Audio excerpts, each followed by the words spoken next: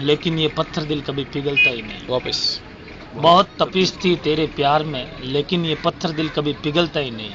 चाहता हूँ मैं उसे आज भी भूल जाना, पर ख्याल उसका दिल से कभी निकलता ही नहीं। वाह वाह, इतने सख्त हो गए, इतने सख्त हो गए एहसास के फूल, इतने सख्त हो गए एहसास के फूल, कि कोई कतरा आंख से निकलता ही नहीं। वाह वाह, अब किस उम्मीद से रखूं अपनी कलम में शाही, अब किस उम्मीद से रखूं अपनी कलम में शाही। अब कोई शेर दिल से मचलता ही नहीं। हाय हाय, दिल में मचलता ही किस उम्मीद से रखूं अपने कलम में शाही, अब कोई शेर दिल में मचलता ही नहीं।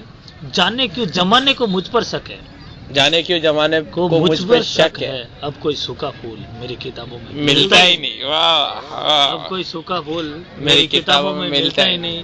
क्यों अंधेरे आते हैं मेरे हिस्से में हमेशा, क्यों अंधेरे ही आते हैं मेरे हिस्से में हमेशा। अब कोई चिराग रोशनी का जलता ही नहीं। वाह वाह, इरशाद इरशाद। बहुत आरज़ू थी मिलने की खुदा से, बहुत आरज़ू थी मिलने की खुदा से, पर सुना है कि वो लोगों से मिलता ही नहीं।